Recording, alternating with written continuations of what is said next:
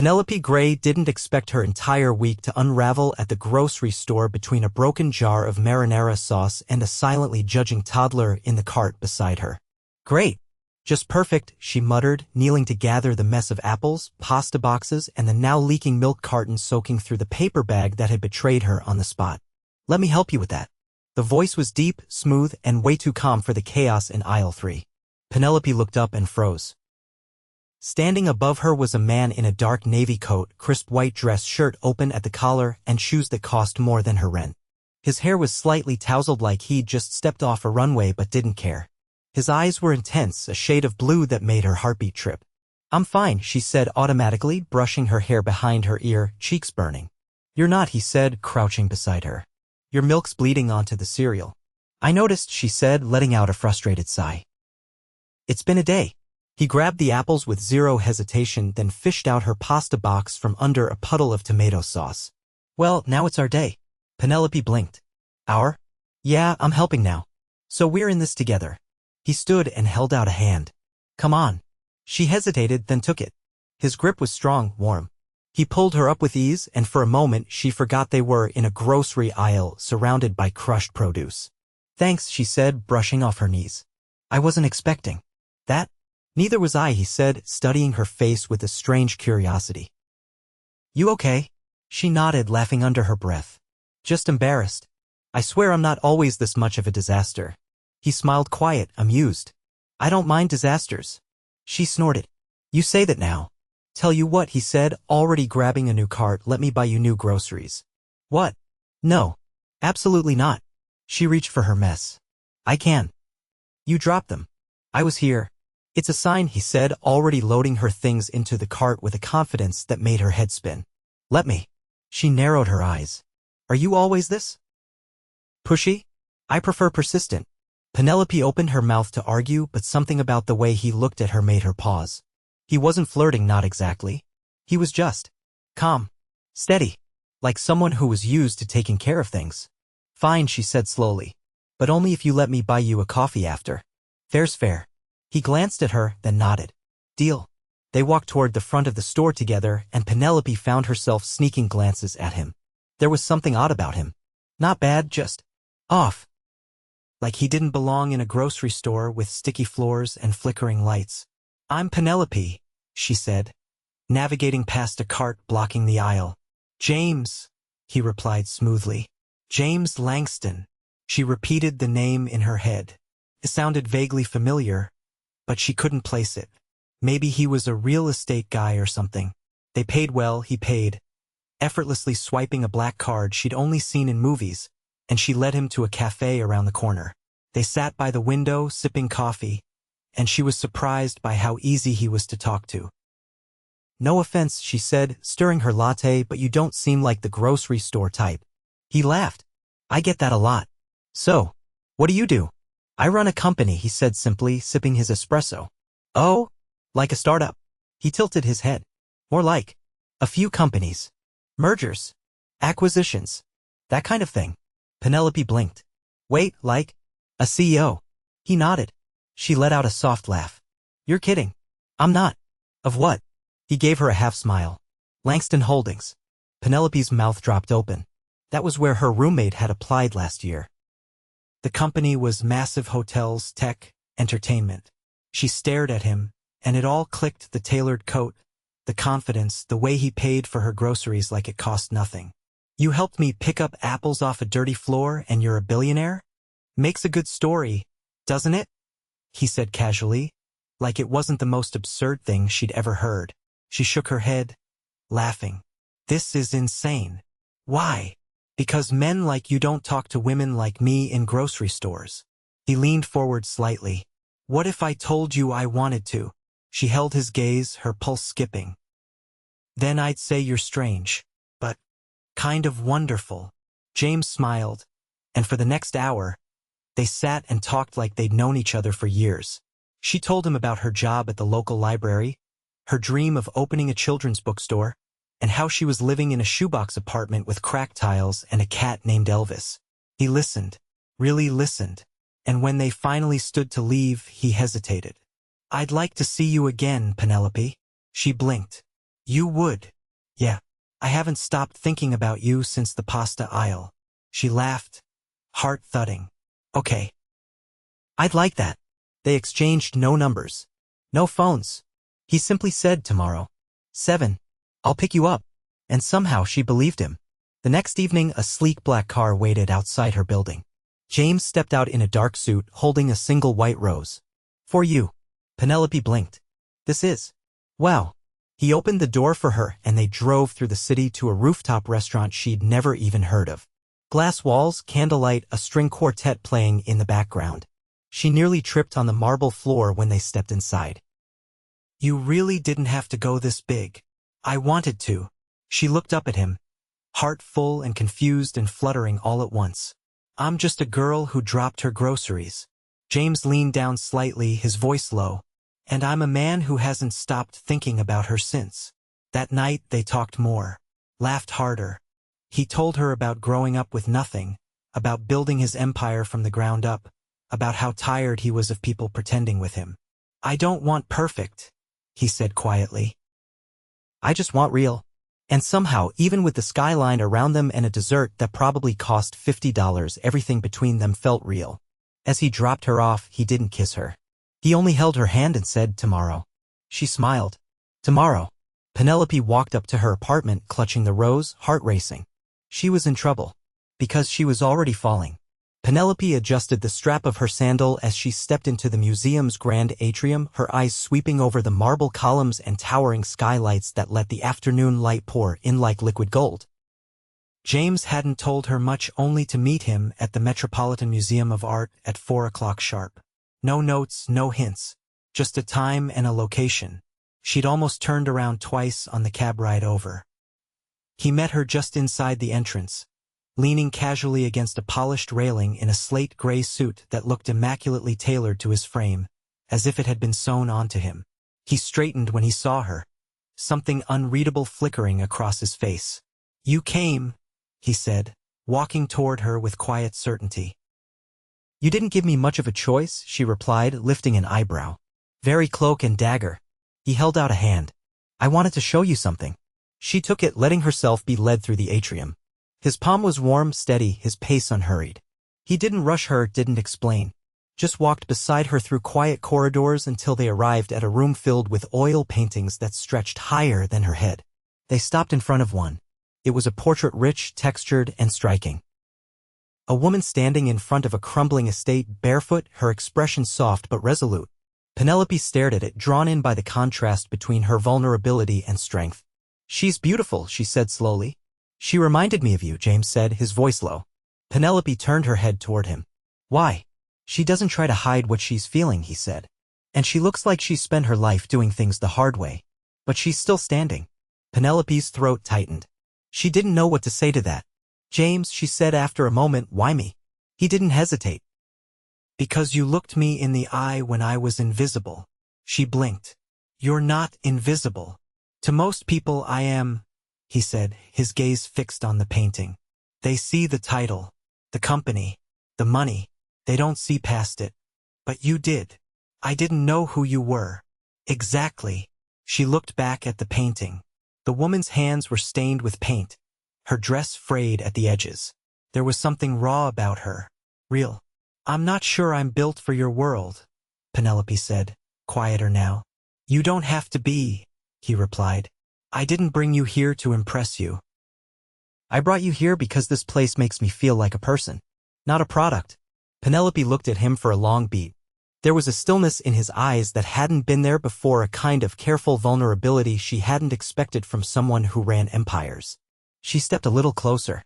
So what's the rest of your world like? He turned his head toward her. Are you sure you want to see it? Only if you promise not to vanish after. He nodded once. Come with me. They left the museum through a side entrance and stepped into a waiting car. This one was different from the one that had picked her up before, sleeker, silver, with tinted windows that turned the outside world into shadows and light. As they drove, Penelope watched the city roll past, the buildings becoming taller, cleaner, more glass than brick. Eventually, the car pulled up to a high rise with a private driveway and a doorman who nodded at James like he was royalty. The elevator ride was silent, but not uncomfortable. When they reached the penthouse, the doors opened directly into the apartment. Penelope stepped inside and stopped. Floor-to-ceiling windows wrapped around the entire space, offering a panoramic view of Manhattan that made her breath catch. Plush furnishings in deep charcoal and ivory filled the open space, accented by gold fixtures and modern art that looked like it belonged in a gallery. She turned in a slow circle. "This is a bit much," James said, unbuttoning his jacket. "It looks like a Bond villain's hideout." He laughed. "I'll take that as a compliment." She walked over to the window, pressing her hand to the cold glass. Below them, the city looked small, like a miniature version of itself. "How long have you lived here?" "6 years. Do you like it?" "It's quiet." She turned toward him. "You don't strike me as someone who likes quiet." "I don't. But I need it." He crossed the room and poured 2 glasses of wine, then handed her one. She took it, careful not to let her fingers brush his. "So what now?" "Now," he said, "I tell you something I haven't told anyone." She looked up sharply. "Why me?" "Because you're the first person I've met in a long time who doesn't want anything from me." "I didn't say that," she said, raising her glass. "I want the rest of that story." He smiled faintly. "I didn't grow up like this. My mother cleaned houses. My father left when I was 8. I used to sleep on a pull-out couch and sell newspapers outside the subway." Penelope's fingers tightened around her glass. "I built everything from the ground up," he continued. "First with coding, then with real estate. A few good deals, a few better lies. Now everyone wants a piece. But no one asks what it cost." She was quiet for a long time. "I'm asking now," she said softly. "It cost everything that made me feel human." Penelope lowered her voice. "Do you regret it?" He hesitated. "Sometimes. But not right now." She looked at him, standing there in his perfect apartment, with the lights of the city blinking behind him like stars fallen to earth. "I don't know what this is," she admitted, "but I don't want it to be fake." "Neither do I." He stepped closer, then paused. "Can I?" She nodded once. He kissed her slow, sure, like he wasn't in a rush to get to the end of anything. Just there, in the moment, as if nothing else existed but the quiet click of glasses and the hum of the city outside. When they pulled apart, she rested her forehead against his chest. "I still think you're insane for picking me. And I think you're the only thing that's made sense in a very long time." She exhaled, her fingers lightly gripping the fabric of his shirt. "I don't want to lose myself in this." "Then don't," he said gently. "Just be." She closed her eyes, letting the silence stretch between them. It wasn't the kind of silence that asked for something, it was the kind that gave. That night, he didn't ask her to stay, and she didn't offer. But when she left, he walked her to the elevator, hands in his pockets, watching her like he was memorizing the way she stood, the way she looked at him before the doors closed. And for the first time in years, James Langston didn't go back to work. He just stood there, waiting. Penelope stood in front of her mirror, her fingers frozen on the zipper of the black dress she'd borrowed from her co-worker at the library. A soft rustle of fabric echoed in the quiet of her apartment. Elvis curled lazily on the windowsill behind her, tail flicking like a metronome. Tonight wasn't a date. At least that's what James had said. A formal event, he'd told her when he called from his office. "It's a charity gala. I need someone there who doesn't play games." His voice had been steady, clipped, but Penelope had heard the hesitation underneath. He wasn't asking her as a favor. He was asking because he wanted her beside him in a room full of wolves. She zipped the dress all the way up, smoothed it down, and checked the clock. 7:20. When the buzzer rang, she buzzed him up, heart hammering against her ribs like it was trying to make a break for it. A moment later, there was a knock. She opened the door to find him not in a suit, but in a tuxedo, the kind she'd only seen in magazines, tailored so precisely it made the sharp line of his shoulders look almost architectural. He held a small velvet box in one hand. "You look," he started, then paused. Better than I remembered things could look. She stepped aside, stunned into silence. He handed her the box. It's not a bribe, just something that belongs with the dress. Inside was a necklace so delicate it looked like a string of raindrops trapped in gold. I can't wear this, she said before she could stop herself.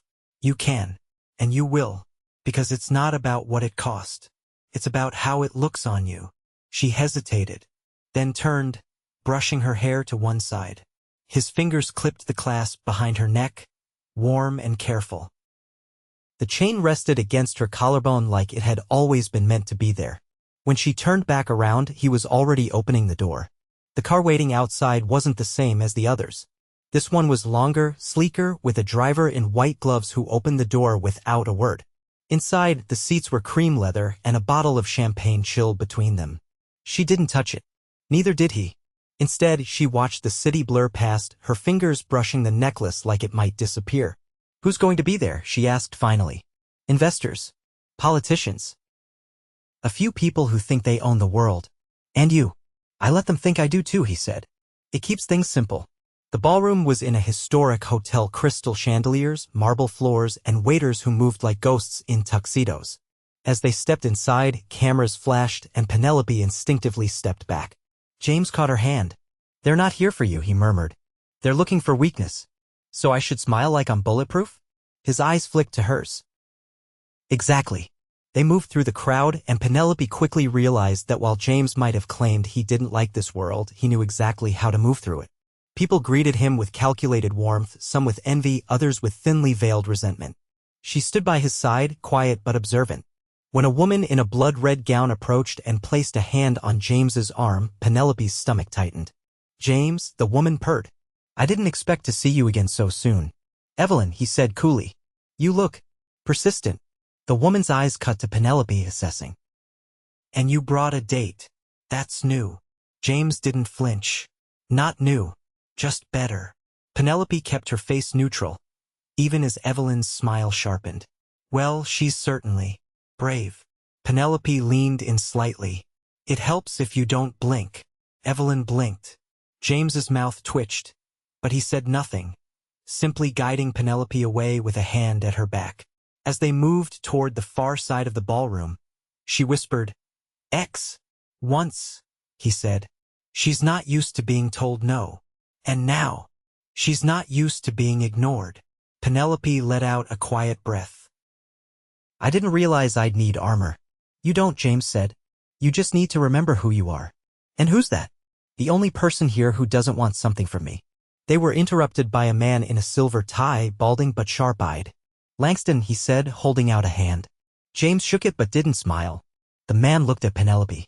You've got taste? She's a step up from your usual. James's expression didn't change, but his voice dropped a degree. You'll want to choose your next words carefully. The man laughed, but it faltered. Just a compliment, James. Then I'll take it as one, James said, already turning away. They stood by the bar for a moment, the noise of the crowd a dull roar. He's a donor, James said, barely moving his lips. But he doesn't get to decide how I spend my night. Is it always like this? Penelope asked. No, he said. Just when I bring someone who reminds them I still have a soul. She looked at him, surprised by the rawness in his voice. You don't have to defend me, she said. I'm not, he replied. I'm defending the choice I made to bring someone who actually means something.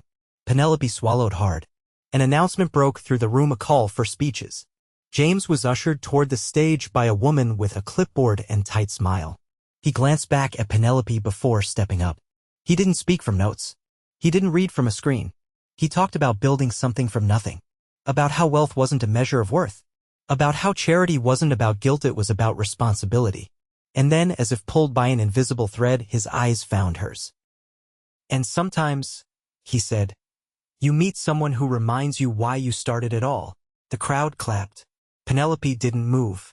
Later, when they returned to the penthouse, she stood by the window, arms folded. I wasn't sure I could do that, she said. You did more than that, James replied. You owned the room.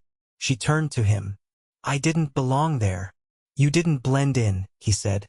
That's not the same thing. She looked down at her hands. I'm not built for that world. Maybe it's not built for you, he said. But I am. Her eyes met his. That's a terrifying thing to say. I know. He took a step closer. But I've never been more certain of anything. She hesitated. James. I'm not asking for forever, he said. I'm asking for now. For real. For whatever this is, without pretending it's less. Penelope's heart thudded. I don't want to be saved, she whispered. I don't want to save you, he said. I just want to see you. She stepped forward. And this time, when he kissed her, it wasn't about the sparks or the city or the tuxedo behind him. It was about the silence between them.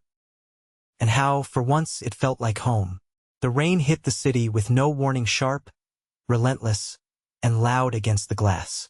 Penelope stood in the corner of the penthouse's kitchen, barefoot, a half-drunk mug of tea cooling in her hand as she watched the storm blur the skyline. She hadn't gone home after the gala. James hadn't asked her to stay either. And yet, when the car pulled up in front of his building, neither of them had questioned it. Now, hours later, she still hadn't left. Behind her, James moved around the kitchen with a kind of quiet focus she hadn't seen in him before. He wore a plain black t-shirt and gray lounge pants, nothing expensive looking, but on him it somehow still looked cinematic. He poured water into a pot, turning the burner on with a practiced flick. You ever cook? Penelope asked, not taking her eyes off the rain. Only when I want to think, he answered, glancing at her. Or avoid thinking. She looked over at the stove. What's on the menu? Existential ramen? He gave a short huff of laughter. Spaghetti. I'm a traditionalist in crisis. She walked over and set her mug down. What's the crisis? He paused, then tossed in a pinch of salt. My board's pushing for a merger. One I don't want. Why? Because it'll gut half the workforce. People I've worked beside for years. People who helped build everything. He leaned on the counter. And I'm tired of pretending like numbers matter more than names. Penelope studied him. So don't do it. It's not that simple. It is, she countered. You built the empire. Doesn't that give you the right to protect it? He turned to face her fully. You make it sound easy. It's not, she said. But it's honest. He watched her for a long beat, then looked down at the boiling water. I've spent years calculating everything. What to say? Who to trust? How to win? And then you walked into my life and none of the math added up. Penelope blinked. That's either the most romantic or most terrifying thing anyone's ever said to me. Probably both. The pasta was forgotten, sitting in the colander as the rain continued to hammer the windows. Penelope leaned against the counter beside him, arms folded. Can I ask you something? He nodded. If everything fell apart, if the company disappeared, the money, the penthouse, all of it, who would you be without it? James didn't answer right away. When he did, his voice was low. I'd be the kid who used to watch the world from subway platforms and think one day I'll own something no one can take from me. She nodded slowly. Then maybe it's time to remember him. He looked at her, and this time no walls came up. No polished lines. Just silence, heavy with truth. They didn't eat the pasta. They sat on the floor instead, backs against the kitchen cabinets, knees touching, the lights off except for the dim glow from the hall. Outside, the storm began to slow. You make everything louder, he said quietly. Penelope turned her face toward him. That sounds inconvenient. It's not, he said. It's real. She watched him for a long time. So what happens when the rest of the world finds out? They already have, he said. Evelyn's been leaking things to the press. Photos. Names. She sent me a message this morning. Penelope's stomach dropped. What kind of message? He pulled out his phone, showed her the screen. A tabloid headline, Billionaire Langston's New Flame, Cinderella or Calculated Distraction? Her name wasn't listed, but her face was unmistakable. Penelope's breath caught. They're going to tear me apart. I won't let them. And if they do it anyway? He took a breath, then set the phone down. Then I'll stand in front of you.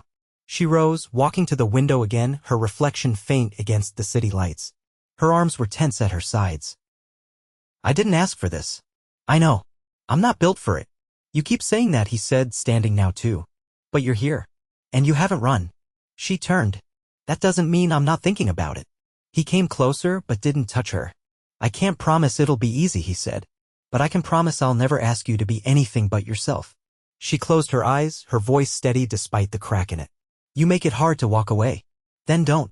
The next morning, the story was everywhere. By noon, her library had received 6 calls from reporters. By 2 o'clock, someone had followed her home. James had arranged a private car, but even inside it, the stairs from the sidewalks felt like spotlights. She didn't go to work the next day. Or the day after that. James offered to fly her somewhere Maine, the south of France, anywhere she wanted. She refused. I'm not going to hide, she told him. But I won't be your scandal either. He didn't argue. Instead, he called a press conference. Penelope watched from the wings of the stage, hidden behind the velvet curtain of a private hall in Midtown. James stood in front of dozens of cameras, microphones catching every breath. I'm not here to deny anything, he began. Yes, I'm seeing someone. And no, she's not a distraction. She's the first thing in my life that's ever felt like it wasn't part of a plan. He looked out over the crowd of faces, fearless. You can write what you want. Twist it. Sell it. But I won't stand by while someone I care about is dragged through the dirt for the crime of being honest in a dishonest world. He stepped back. No questions. No apologies. Just truth. Later that night, Penelope stood with him on the rooftop of his building, the city pulsing below them like a living thing. You didn't have to do that, she said. I did, he replied. Because I'm not ashamed of you. And I never will be. You just told the world you're in love. I told the world the truth. She turned to him. Are you? He didn't hesitate. Yes. Penelope's breath caught. Not because she was surprised, but because she felt it too. I love you, he said. Not the idea of you. Not the way you look beside me in a room full of people. Just you. She stepped into him, wrapped her arms around his waist. I love you too, she whispered into his chest. Even when I didn't want to. He kissed her then. Not the kind of kiss that asked for anything, but the kind that answered everything. 3 weeks later, she opened her bookstore. Not just any bookstore, her bookstore. The lease had been signed, the shelves filled, the windows painted with her name. She didn't ask how James made it happen that fast. She didn't want to know. He was there the morning she opened, standing in the doorway with a paper bag of croissants and a coffee just the way she liked it. She looked at him and smiled. You really don't quit, do you? Not when it matters. That night, after the last customer left and the lights dimmed, he pulled a small box from his coat pocket and held it out. Her heart stopped. I'm not asking you to be anyone else, he said. Just to be with me. Inside was a ring not enormous, not flashy. Just timeless. She took it without a word and slid it on. Outside, the city kept moving. But inside, everything finally stood still. And for the first time, Penelope didn't feel like she'd fallen into someone else's world. She felt like she belonged. Right where she was. With him. The scent of fresh paint still lingered in the air, soft and clean, blending with the faint vanilla of new books and the citrusy polish James had insisted on having flown in from Italy. Penelope stood behind the register of the bookstore, her bookstore, flipping through the final inventory list while the late afternoon sun slanted through the tall front windows. Outside, the street was quiet, the kind of calm that settled in just before twilight. James had left hours ago, claiming he had a meeting that couldn't be pushed, but not before planting a kiss on her temple and whispering something she hadn't quite caught, distracted by the courier dropping off their first author-signed shipment. She hadn't expected him to make it back before closing. She certainly hadn't expected what happened next. The door jingled softly. Penelope looked up, expecting another customer. Instead, her breath caught. James walked in wearing a navy blue linen shirt, the top button undone, sleeves rolled to his forearms. But it wasn't his usual quiet confidence that struck her, it was the way he was carrying a single leather-bound book in one hand and looking at her like the world had narrowed down to the space between them. You're back early. I know, he said, stepping closer. I couldn't wait. She raised a brow. For what? He held out the book. She took it, confused, until she noticed the title. It wasn't one she recognized. There was no author listed, no publishing mark. She opened to the first page. To Penelope Gray, who turned the loudest world into something worth listening to. She looked up, heart quickening. What is this? He took the book from her hands, turned it to a hidden compartment carved into the center of the pages. Nestled inside was a ring unlike any she'd ever seen, an oval-cut stone set in a gold band that looked like it had been shaped by hand, not machine. Elegant. Intentional. Singular. Penelope didn't speak. James knelt. I waited to build everything before I let myself believe I could deserve someone like you, he said. But you walked into my life before I was ready. You didn't ask for anything. You didn't try to change me. You just saw me. And now I can't imagine a world where you're not part of it. She swallowed hard, her throat tight. I want to build the rest of my life with you, Penelope. I want the slow mornings and the late nights, the quiet chaos, the bookstore, the cat that hates me. I want all of it with you. She laughed through the tears already slipping down her cheeks. Is that a yes? He asked, a slight tremor in his voice for the first time since she'd known him. She dropped to her knees in front of him and kissed him. Yes, she whispered against his lips. It's the easiest yes I've ever said. They stayed there, surrounded by books and light and everything that had brought them to this moment, until the sun dipped behind the buildings and the world outside faded into dusk. 6 months later, the ceremony took place in a sprawling garden estate just outside Florence. Not because it was extravagant but because it was where James's mother had always dreamed of visiting, and he'd promised her she would be there in spirit. The ceremony was small, intimate. 50 guests, no more. No press.